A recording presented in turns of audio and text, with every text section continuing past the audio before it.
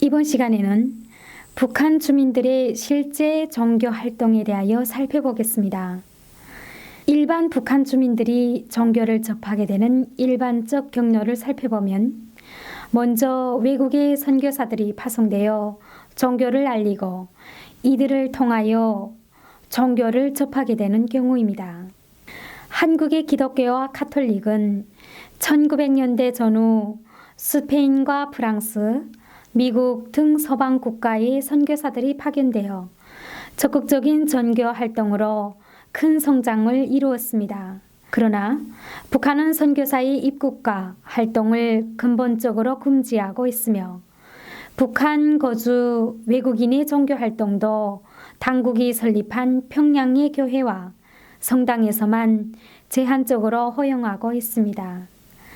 현재 북한에 선교사를 공식적으로 파송하는 국가와 선교단체는 없으며 북한 주민들을 외부에서 교육시켜 재입국시키거나 사업가 등으로 위장한 일부의 외국인들이 선교 목적을 암묵적으로 갖고 북한 내의 사업체를 운영하는 사례가 알려져 있을 뿐입니다. 1900년대 이후 남북 관계가 개선되면서 한국과 미국 등에서 북한을 방문하는 종교인들이 증가하고 남북 종교인들의 공동행사가 진행되면서 이를 통해서 북한 주민들이 종교를 접하는 사례도 나타났습니다. 그러나 북한 당국은 한국, 미국 등의 종교인과 해외 동포들이 방문할 경우 일반 주민들과의 자유로운 접촉을 차단하고 북한 당국이 승인한 소수의 주민들만이 참여하는 종교 행사만을 허용하기 때문에 이러한 방법으로 종교를 접하는 경우는 매우 드물 것입니다.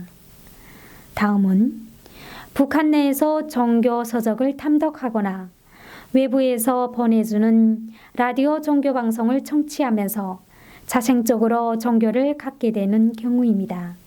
극히 일부는 이와 같은 방법으로 종교를 갖게 될 수는 있으나 현실적으로 종교 서적과 외부 종교 라디오 방송 청취를 통해서 종교를 갖고 신앙생활을 시작하는 것은 쉽지 않습니다. 종교 서적 탐독과 외부 라디오 청취는 종교적 지식을 제공하는 기능을 하는 것이 일반적입니다. 다만 분단 이전부터 종교를 갖고 있거나 외부에서 종교를 갖게 된 후 재입국하여 종교 생활을 할 경우 종교 서적과 외부 라디오 종교 방송 청취는 종교 생활에 큰 기여를 하는 것으로 알려져 있습니다. 특히 북한 지하 교회를 지원하고 선교를 담당하고 있는 종교단체들은 지하 교회의 확산에 큰 영향을 미친 요소로 라디오를 꼽았습니다. 이전에는 지하 교회를 통해 사람들에게 직접 신앙을 전수하는 것이 최선의 전도 방법이었으나 이젠 라디오가 북한에서 최선의 전도 수단으로 활용되고 있다고 주장하고 있습니다. 특히 청취 대상자들이 무역 일꾼과 상인, 대학생, 당 보위부 간부들인 것으로 파악하고 있어 북한 지하교회 지원 담당자들은 이에 따른 파급 효과도 상당할 것으로 기대하고 있습니다. 그러나 북한 지역 종교 확산을 위한 유효한 수단이 무엇인가에 대해서는 향후 객관적인 조사와 평가가 필요한 상황입니다. 북한 주민들이 실제 종교를 접하게 되는 다른 경우를 살펴보면 북한 이외 외국에서 종교를 갖게 된 후 북한으로 들어가서 생활하는 경우입니다. 북한의 폐쇄된 체제에서 태어나 교육을 받고 살아온 북한 주민들은 일반적인 기성 종교에 대하여 알고 있는 것은 거의 없습니다.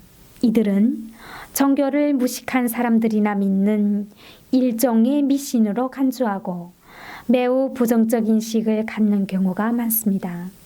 그런데 1990년대 북한의 최악의 식량난과 경제적 어려움으로 수십만 명이 중국을 비롯한 제3국에 체류하고 있는 북한 주민들은 많은 경우 종교기관에서 피난처와 경제적 지원을 제공받았다고 합니다. 그러한 과정에서 북한 주민들은 성경과 같은 종교 경전을 읽고 종교 활동을 할 수 있는 기회들을 가지게 되었습니다.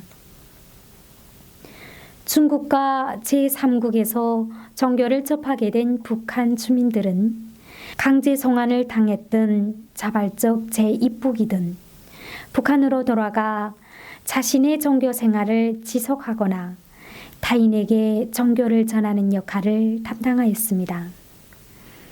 이러한 과정에서 수많은 북한 주민들이 북한 당국에 발각되어 정치범 수용소에 수감되는 등 박해를 받았으나 현재까지 북한에 있는 소수의 신자들과 지하교회들은 대부분 이와 같은 경로를 통해서 종교를 접한 것으로 알려져 있습니다.